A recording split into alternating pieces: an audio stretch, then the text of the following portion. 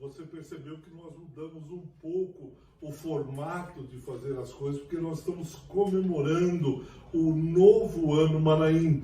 Nós começamos sempre no segundo semestre e terminamos no final do primeiro semestre e início do segundo semestre do ano que vem.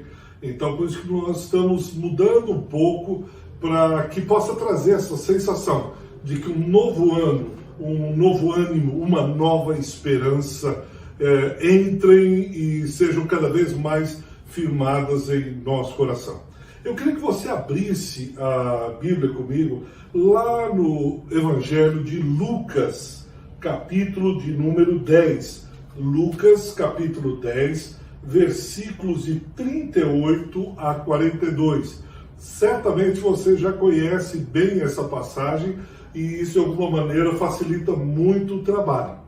Então eu vou ler Lucas capítulo 10, versículos 38 a 42. Indo eles de caminho, entrou Jesus num povoado, e certa mulher chamada Marta hospedou-o na sua casa. Tinha ela uma irmã chamada Maria, e esta quedava-se assentada aos pés do Senhor, a ouvir-lhe os ensinamentos. Marta agitava-se de um lado para outro, ocupada em muitos serviços. Então se aproximou de Jesus e disse: Senhor, não te importas de que minha irmã tivesse deixado que eu fique a servir sozinha? Ordena-lhe, pois, que venha ajudar-me. Respondeu-lhe o Senhor: Marta, Marta, andas inquieta e te preocupas com muitas coisas. Entretanto, pouco é necessário, ou mesmo uma só coisa. Maria, pois, escolheu a boa parte, e essa não lhe será tirada. Eu não sei como que você tem reagido nesses tempos de quarentena, de pandemia, de notícias ruins, de adversidades, enfim, uma série de notícias, uma série infindável de acontecimentos. Eu só sei que cada um reage de uma maneira, cada um reage de uma forma diferente. Uns ficam assustados, outros eles crescem em tempos de crise, outros ficam amuados, quietinhos, enfim. Cada um reage de uma maneira. Assim também, nessa visita de Jesus a Betânia, na casa desses três irmãos, Marta, Maria e Lázaro. Jesus vai até Betânia visitá-los e quando ele se hospeda naquela casa, esses três irmãos, e principalmente Marta e Maria, são reações diferentes. Por exemplo, você vê no versículo 39, Maria tem uma reação contemplativa. Ela para, senta, aquieta e ouve. O versículo 39 diz: ela começou a aquietar-se, parou ao lado, aos pés de Jesus e começou a ouvir. E ficou ouvindo os ensinamentos de um mestre, completamente absorta, focalizando, ouvindo, os ouvidos escancarados para aquilo que o mestre tinha a ensinar, aquilo que o mestre tinha a falar. E ela fica ali, quase que como uma cena do cumprimento da profecia ou da mensagem que o anjo Gabriel disse a Maria quando ele foi noticiar o nascimento do seu filho, o nascimento miraculoso. Ele diz lá em Mateus capítulo 1, 23, o anjo Gabriel chega e diz: eis que a virgem conceberá e dará à luz a um filho, e ele será chamado Emanuel, que quer dizer Deus conosco. Essa cena de Maria remete a essa profecia. Ali está está Deus, ali está Emanuel. Quando eu penso nessa cena, eu fico pensando qual seria a minha reação diante da visitação de Deus. Qual seria a minha reação diante da aproximação, da visitação de Jesus Cristo? Se eu realmente sentaria para ouvir o que o Mestre está dizendo. Quantas vezes eu paro diante da visitação do Mestre e escancaro o meu ouvido para ouvi-lo. Mas, mais do que isso, não só na esperança, na atenção, no foco, naquilo que o Mestre tem a dizer, mas o quanto eu tenho disposição no meu coração de levantar depois de ouvir e viver o que eu tenho ouvido. O quanto eu estou disposto a não só ouvir o que o Mestre está falando, com atenção, com cuidado, mas também quanto eu estou disposto de levantar desse lugar para cumprir, pôr em prática, agir, realizar aquilo que eu ouvi do Mestre. O quanto esse Emanuel, Deus comigo, um Deus que habita em mim, o quanto eu tenho ouvido, parado para ouvi-lo, e o quanto eu tenho vivido, ouvindo constantemente e agindo segundo aquilo que eu tenho ouvido dele. Mas há uma segunda reação no versículo 40. É Marta, irmã de Maria. A Bíblia Sagrada diz que ela agitava-se de um lado para o outro. Ela corria para cá, ela corria para lá, ela arrumava a casa. Afinal, era um mestre que estava visitando, não era qualquer pessoa. Quem estava visitando aquela família era o próprio Emanuel, é o próprio Deus, é o próprio mestre, o rabino, Senhor Jesus. E ela começa a arrumar a casa. Pega a roupa aqui, limpa, colar, varre, o que nós vamos fazer? Será que vai faltar cebola? Enfim, quem já um dia preparou o almoço sabe disso. Sabe da dificuldade, sabe como é uma correria. E para Marta, a reação, amar é, de alguma maneira, amar é trabalhar, é servir, é alimentar o amado. Para Marta, a reação dela é cabível, faz todo o sentido do mundo. Ela reage à visita do Mestre nesse sentido. Como é que eu vou reagir? Eu vou servir o Mestre. Eu vou levar ao Mestre comida, eu vou preparar o melhor almoço, eu vou dar casa limpa, eu vou dar sossego a ele, eu vou ver se ele quer tomar mais água, se ele está com sede ou não, ou se ele precisa disso ou não. Mas qual é o problema dessa reação de Marta?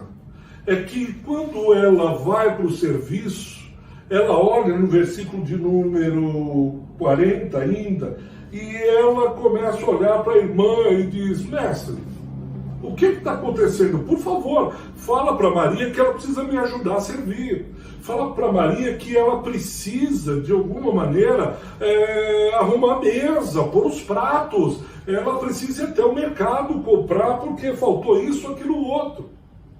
E o Mestre responde no versículo 41, Marta, Marta, andas inquietas com muitas coisas, mas só uma coisa te é necessária. O que será que seria essa coisa necessária?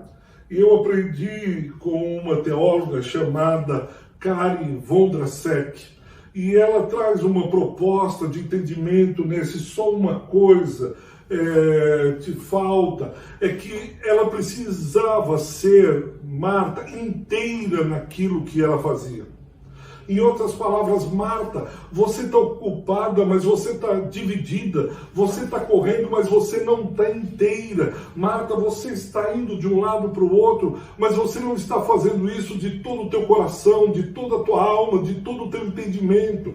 Você está servindo aqui, mas está olhando o outro acolá. Você está servindo o Mestre, sendo devoto ao Mestre através do serviço, mas ainda você está comparando o amor. Para Marta só existia uma maneira de devotar a Deus, só existia uma maneira de adorar, só existia uma maneira de servir, e tinha que ser naquele serviço. E o mestre diz: Marta, você está ocupada com muitas coisas, mas uma coisa só te falta, é essa inteireza do teu coração. Você precisa ser inteira, você está dividida, você está cindida, você está aqui, mas você está acolá. Você está ouvindo aqui, mas o teu pensamento está em outro lugar. Você está focado aqui, mas de repente qualquer coisa te distrai. Marta, você precisa ser inteira na tua devoção, inteira no teu serviço. Uma coisa só. Jesus não está opondo ação e contemplação. Ele não está opondo aquela que serve através da contemplação com aquela que serve através da ação. Ele só está dizendo que nós temos que ser inteiro naquilo que nós fazemos. Eu tenho percorrido um longo caminho há algum tempo, buscando essa harmonia entre o Ricardo.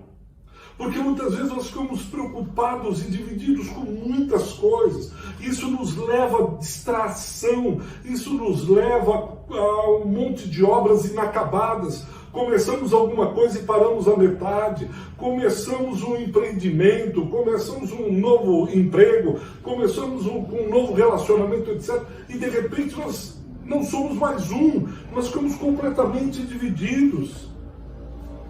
Nós ficamos completamente cindidos, como se nós tivéssemos vários olhos e ficássemos olhando para todos os lados, tentando encontrar esse um. E Jesus diz: Marta, só te falta uma coisa, é você ser inteira na sua devoção. Você estar em harmonia com a sua alma. Você estar quieta, buscar esse equilíbrio entre sentar para ouvir e levantar para agir. Você está calma, quieta um pouco, atenta, sossegada, focada naquilo que você entende. E é interessante porque numa outra visita que Jesus faz, eu quero convidá-lo a abrir a palavra lá em João, capítulo 12. Porque João, capítulo 12, vai relatar uma outra visita do Mestre a Betânia. E parece, lá em João, capítulo 12, versículos 1 e 2, em especial 2, João 12, 2, diz: deram-lhe, pois, ali uma ceia.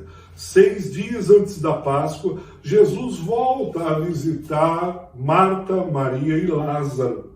E aí, no capítulo 12, versículo 2, diz: deram-lhe, pois, ali uma ceia. Marta servia, sendo Lázaro um dos que estavam com ele à mesa. Parece que Marta compreende o sentido agora.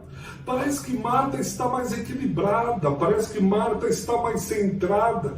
A convivência, as lições com o Mestre, ela se dispôs a obedecer, a agir de conformidade com aquilo que ela ouviu do Mestre. Marta, Marta, te preocupas com muitas coisas, mas uma só coisa é necessária. Bonito isso. E Maria, ela vai ao extremo da contemplação.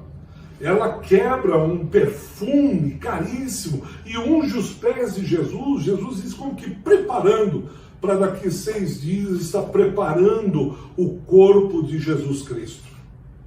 Parece que elas centraram. E aí vem a pergunta: o que aconteceu nesse ínterim? O que aconteceu nesse intervalo? O que aconteceu entre essas duas cenas com essas irmãs Marta e Maria? Eu creio que a resposta está no próprio versículo 1 do capítulo 12. Veja lá, João 12, versículo 1. 6 dias antes da Páscoa, foi Jesus para Betânia, onde estava Lázaro, a quem ele ressuscitara dentre os mortos. Há algo aqui diferente. O centro não é mais Betânia. A referência não é mais o lugar onde está Marta e Maria, mas agora aparece de forma enfática Lázaro. Onde estava Lázaro, o lugar onde estava Lázaro, a quem ele ressuscitara de entre os mortos. O poder da ressurreição visitou aquela casa. Volte um capítulo aí, João capítulo 11, se você está com a sua Bíblia aberta, ou o seu iPhone, ou algum outro celular. Veja lá, João 11. Lázaro adoece, Lázaro fica doente. Marta e Maria mandam avisar o mestre. Diz, olha, está enfermo aquele a quem amas, versículo 3. Adoeceu o nosso irmão querido, ao qual o Senhor ama tanto. Ele adoeceu. Por favor, venha aqui, Jesus. Venha orar por ele, venha visitar. Mas o que acontece? A Bíblia diz que Jesus, ao saber da notícia, diz que ele ainda se demora mais alguns dias. Você já leu o texto, ele vai chegar depois de 4 dias que Lázaro havia morrido. Jesus chega, Lázaro já está na gruta. Já fizeram todo o processo do luto, do enterro. E aí Jesus chega atrasado, ele não vem. No versículo 21, Marta diz, Senhor, se o Senhor estivesse aqui, se o Senhor não tivesse se atrasado, se o Senhor fosse disciplinado com o horário. A mesma coisa acontece no versículo 32 com Maria. Se o Senhor estivesse aqui, o meu irmão não teria morrido. Mas ele morreu.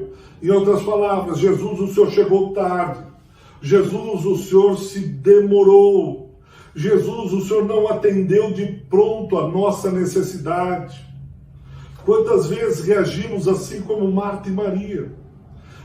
Jesus, o Senhor não me respondeu no dia, no horário que eu pedi. Jesus, agora é tarde demais, não tem mais esperança. Jesus, agora não tem mais por onde ir, não tem mais o que fazer. Ele já morreu, já foi, acabou, está aí, não tem isso. E isso faz surgir uma crise de fé. Entra a dúvida, entra o medo, entram os questionamentos, entra a inquietação, entra o desespero. Nesses momentos que vivemos, começa a vir muitas coisas à nossa mente, que descem até o nosso coração, tomam um assento no nosso coração. Mas essa demora de Jesus não é porque ele estava atrasado. Essa demora de Jesus de chegar até aquela casa não é porque ele estava preocupado com outras coisas. Esses tempos de crise, eles são necessários para que nós possamos fortalecer a nossa fé e confiança naquele que sempre chegará no horário, aquele que sempre ouve as nossas orações, aquele que sempre está no controle de tudo e de todos. Esse tempo que parece que Jesus está demorando, é um tempo que ele está trabalhando no nosso caráter, está trabalhando nas nossas emoções, está trabalhando na nossa mente, porque o propósito é fazermos parecidos com Jesus de Nazaré. Não é o propósito um Deus que ao estalar dos dedos logo ouve a nossa oração e logo vem, logo socorre, um gênio da lâmpada. Pelo contrário, ele quer nos fazer parecidos com o seu filho. É como aquele hábil cuteleiro artesanal que faz espadas, facas. Ele pega o aço. Você já deve ter visto isso em algum filme, já deve ter visto isso em algum lugar. O ferreiro, o cuteleiro, ele pega o aço ou o ferro e ele coloca e joga em altas temperaturas e depois ele começa a dar marteladas certeiras. Até que no final do trabalho sai uma belíssima espada, uma bela faca. Mas o aço, o metal, o ferro precisam ser submetidos a altas temperaturas. Eles precisam receber aquelas marteladas. As altas temperaturas e as marteladas certeiras do cuteleiro é como se ele fosse trabalhando o meu e o seu caráter e nos afiando como espada, para que no meio da guerra ela seja certeira, para que a espada no meio da luta, no meio da guerra, ela esteja bem afiada, ela não quebre, ela não fique cega, ela não fique com torta. Ah, dói, pastor, dói muito. Mas ele vai nos moldando. Esse tempo que nós passamos essas crises, esses medos, ficamos assustados, muitas vezes achamos que estamos desamparados, Jesus não vai chegar mais, olha, já terminou, meu irmão morreu. Mas Jesus está construindo em nós uma identidade. Não aquilo que nós desejamos ser, mas qual seja a nossa identidade em Cristo. Ele está, de alguma maneira, nos preparando para sermos exatamente muito parecidos com o Filho. Esses tempos de crise, de marteladas pesadas e temperaturas altas, servem para nos desmascarar. Nosso prefeito agora cancelou o Natal do ano, o Carnaval do ano que vem. Eu fico imaginando a cena. Ah, agora não terá mais Carnaval. Os blocos que desfilam nas avenidas, eles têm que pegar as suas fantasias e tirar a fantasia. Nós não vamos o ano que vem colocar a fantasia. Ah, se isso fosse uma verdade todos os dias da nossa vida. O que esse tempo de crise, de demora faz, é rasgar as nossas fantasias infantis, todo o nosso verniz social, para que revele o nosso coração, para que mostre se perseveramos, se confiamos, se continuamos, se não desistimos, ou continuamos com as nossas máscaras, as nossas fantasias. Tempo de crise é tempo para que nossa verdadeira identidade floresça, ainda que sejam com altas temperaturas e com marteladas. Jesus diz no versículo de número 4, esta enfermidade não é para a morte, sim para a glória de Deus, a fim de que o Filho de Deus seja por ela glorificado. Essa morte não é o fim. Essa crise não é só para aborrecê-los, essa crise não é só para chateá-los, essa crise não é para fazer hora, essa crise é para que Deus seja glorificado. De alguma maneira, as tribulações, as dores, os sofrimentos, as crises, as adversidades, Deus usa todas elas para a glória de Deus, ainda que nós não entendamos, como Marta e Maria também não entenderam. Marta e Maria também não compreenderam, por isso que dizem para o mestre, se o senhor estivesse aqui, isso não aconteceria. Se o senhor chegasse no horário, eu não precisaria ter passado pelo choro, eu não teria que ter pranteado meu irmão, eu não precisava ter que preparar o corpo do meu irmão, eu não precisaria ter visto o meu irmão morto, eu não precisaria isso, eu não precisaria ter passado por isso, eu não precisaria ter passado por aquilo, será? Isso tudo, disse Jesus, é para a glória de Deus. Porque um dia desses nós receberemos a visitação de Jesus. Um dia desses ele chegará, seja no início, no meio ou no fim da crise. Seja no meio do choro, do pranto e do desespero. Seja na madrugada. Seja no clarear do dia, Ele chegará, Ele nos visitará, Ele visitará a mim, visitará a você. Ele chegará no tempo oportuno, dizendo o que ele disse lá no versículo 25, quando Marta insiste com ele diz, eu sou a ressurreição e a vida. Quem crer em mim, ainda que morra, viverá. E todo que vive e crê em mim não morrerá eternamente. Crês isto? Eu sou a ressurreição e a vida. Quem crer em mim, ainda que morra, viverá. Morrerá os nossos desejos infantis, morrerá nossa carne, morrerá o nosso ego infantilizado, morrerá os nossos desejos egoístas, morrerão tantas coisas. Isso faz parte da caminhada, porque o texto de João 12 diz que ele está 6 dias. O capítulo 12 dá início à sua caminhada para Jerusalém, onde ele iria para o Gólgota, onde ele seria crucificado em direção ao Calvário. É o antagonismo, a contraposição, a antítese entre a vida e a morte. Aquele que quiser ganhar a sua vida tem que perdê-la. Eu sou a ressurreição e a vida. Quem crê em mim, ainda que morra, viverá, e todo que vive e crê em mim não morrerá eternamente. Crês isto? Crês isto? Essa visitação de Jesus vem com essa palavra. Crês isso?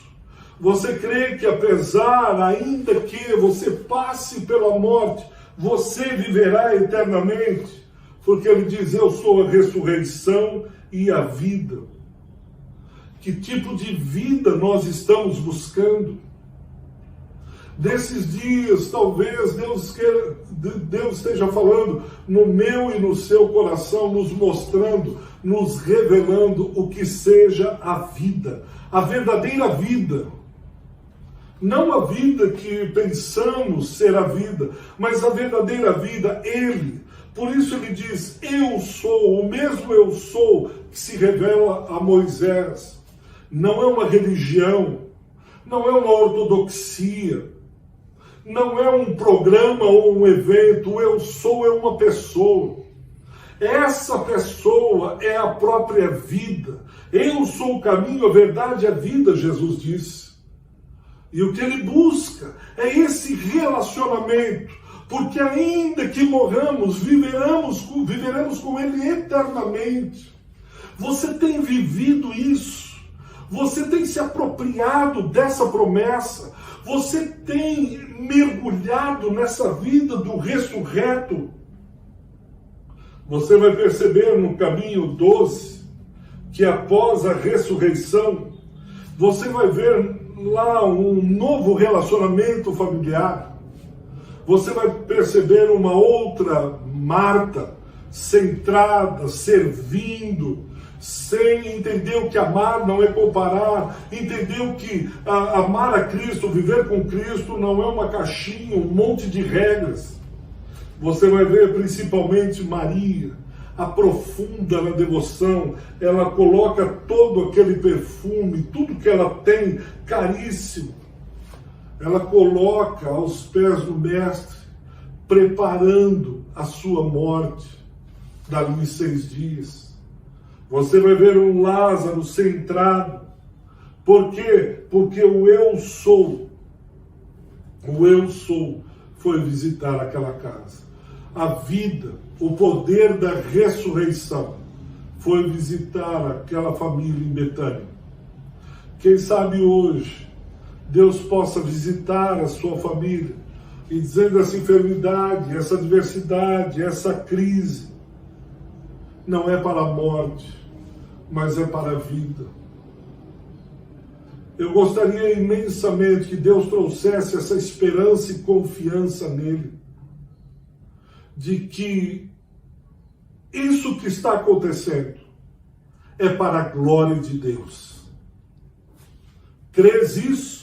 Como Jesus pergunta a Maria, você crê nisso que eu estou falando? Você crê que eu sou a ressurreição e a vida? Se você crê, aguarde com confiança. Diga, Senhor, tu és o oleiro, barro, vaso, sou eu. Faze como te agradas. Eu não entendo, eu não compreendo, eu não estou vendo. A única coisa que eu vejo é meu irmão dentro daquela gruta. Mais nada. O que eu vejo é o Senhor se atrasando. O que eu vejo é o Senhor não respondendo a minha oração. O que eu estou vendo é o meu sofrimento, a minha dor, o meu luto, o meu desespero, a minha angústia. Mas aquele que vive, aquele que foi ressurreto, que venceu a morte, ele olha todas essas circunstâncias e diz: não se desespere. Isso tudo é para a glória de Deus. Crês isto? Vamos orar? Eu queria orar com você, pedindo que Deus lhe enchesse de fé, de confiança, de esperança. Se você puder abaixar a sua cabeça, fechar os seus olhos, eu queria orar por você nesse momento. Pai, visita esse irmão, essa irmã que ouviu essa palavra como Maria, atenta aos pés do Mestre. Ajude esse irmão, essa irmã a levantar e viver, crendo nisso que acabaram de ouvir. Mais uma vez eu te peço que eles não apenas ouçam, mas vivam aquilo que ouviram, vivam na expectativa e esperança do Cristo ressurreto que vem visitar o seu povo para trazer a glória de Deus. Aliás, é isso que importa, a tua glória, a tua glória. Visita essa casa, Senhor. Visita essa família em nome de Jesus. E que eles possam, felizes ao redor da mesa, dizerem: o Senhor nos visitou. Que tal aconteça em nosso meio, em nome e pelo amor de Jesus Cristo, nosso Senhor. Amém. Meu irmão, firme, que Deus muito abençoe para a glória dele. Aguarda, espera um pouco, porque a tua vitória já está chegando. Deus abençoe, até!